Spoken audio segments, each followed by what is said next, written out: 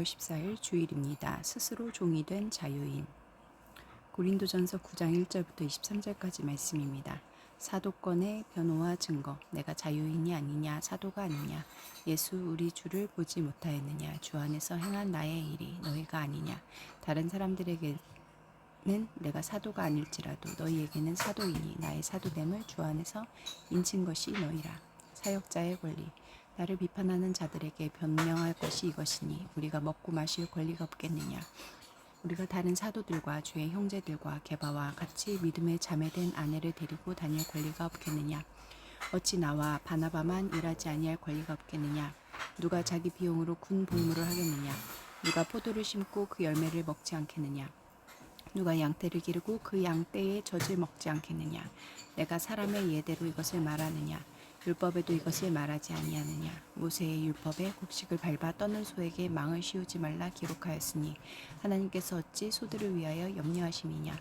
오로지 우리를 위하여 말씀하심이 아니냐. 과연 우리를 위하여 기록된 것이니 밭 가는 자는 소망을 같이 입고 갈며 곡식 떠는 자는 함께 얻을 소망을 가지고 떠는 것이라. 우리가 너희에게 신령한 것을 뿌렸은즉 너희의 육적인 것을 거두기로 과하다 하겠느냐. 다른 이들도 너희에게 이런 권리를 가졌거든 하물며 우리일까 보냐.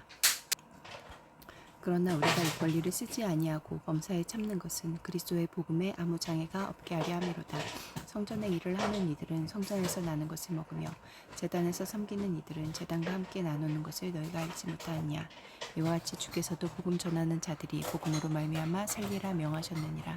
자발적 권리 포기. 그러나 내가 이것을 하나도 쓰지 아니하였고 또 이 말을 쓰는 것은 내게 이같이 하여 달라는 것이 아니라 내가 차라리 죽을지언정 누구든지 내 자랑하는 것을 헛된 대로 돌리지 못하게 하리라. 내가 복음을 전할지라도 자랑할 것이 없음을 내가 부득불 할 일임이라. 만일 복음을 전하지 아니하면 내게 화가 있을 것이로다. 내가 내 자유로 이것을 행하면 상을 얻으려니와 내가 자유로 아니한다 할지라도 나는 사명을 받았노라.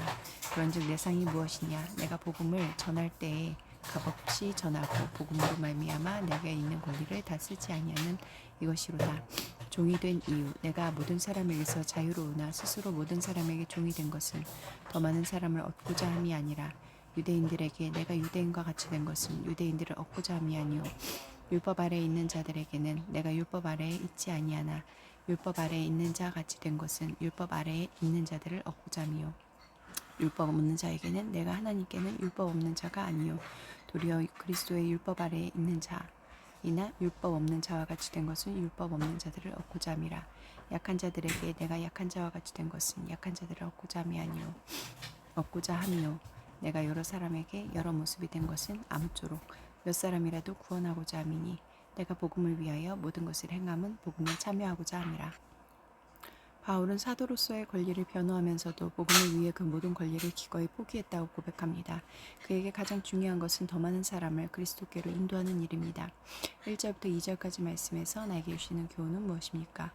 바울은 자신이 전한 복음을 통해 변화된 성도야말로 자신이 참된 사도임을 입증하는 산 증거라고 말합니다. 참된 신앙의 권위는 화려한 이력이나 증명서가 아닌 우리를 통해 변화된 생명의 열매와 사랑의 흔적이 있습니다. 3절부터 14절까지 말씀에서 나에게 주시는 교훈은 무엇입니까? 일한 사람이 보수를 받듯 곡식을 떠는 소에게 식물이 허락되듯 성전에서 일하는 자들이 예물과 제물에서 대가를 받듯 복음 전도자가 사역에 따른 삭슬 받는 것이 마땅합니다. 사역자의 생계는 그를 통해 영적 유익을 누리는 공동체가 지원하는 것이 당연합니다. 우리 공동체 역시 사역자들의 형편과 처지를 살피고 돌봐야 합니다. 12절 말씀에서 나에게 주시는 교훈은 무엇입니까? 바울은 사도로서 누릴 수 있는 모든 권리를 의도적으로 사용하지 않았습니다. 그 목적은 그리스도의 복음을 전하는 일에 지장을 주지 않으려는 것입니다. 당시 고린도 사회에는 지식을 팔아 대가를 받는 철학자들이 있었습니다. 바울은 그 자신이 그들과 같은 부류로 오해받거나 복음이 돈벌이 수단으로 비치는 일을 원천 차단하려고 보수를 받지 않았던 것입니다. 참된 자유란 내 권리를 주장하는 데 있지 않고 복음의 순수성을 위해 권리를 유보하는 절제에 있음을 몸소 증명한 것입니다. 15절부터 18절까지 말씀에서 나에게 주시는 교훈은 무엇입니까? 바울이 사도의 권리를 전혀 쓰지 않은 또 다른 이유는 그에게 복음 전파가 마땅히 해야 할 일이며 오히려 보수 없이 전하는 그 자체가 세상이 줄 수 없는 상급이기 때문입니다. 그리스도인의 자랑은 권리가 아닌 사명이고 보상이 아닌 복음을 위한 사역입니다. 19절부터 23절까지 말씀에서 나에게 주시는 교훈은 무엇입니까?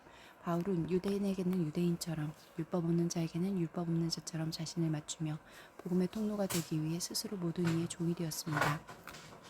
그는 진리를 타협하지 않으면서도 인간적인 장벽을 낮추기 위해 자신의 선호를 기꺼이 포기했습니다. 진정한 자유는 생명을 살리기 위해 스스로 제한하는 사랑 속에 존재합니다. 한 사람이 눈높이에 맞춰 기꺼이 무릎을 굽히는 그곳에서 복음의 기적은 시작됩니다. 기도하시겠습니다. 공동체를 위해서는 저의 권리보다 복음의 유익을 앞세우며 한 영혼을 위해 기꺼이 종이 되게 하소서. 열방을 위해서는 지난해 말 카자흐스탄에서 불법 선교 활동 혐의로 기소된 두 교회가 무혐의 처분을 받았다. 종교법에 의한 제재와 탄압이 심해지는 이곳에서 그리스도인들이 신실하게 신앙을 지키도록 함께 기도하시겠습니다.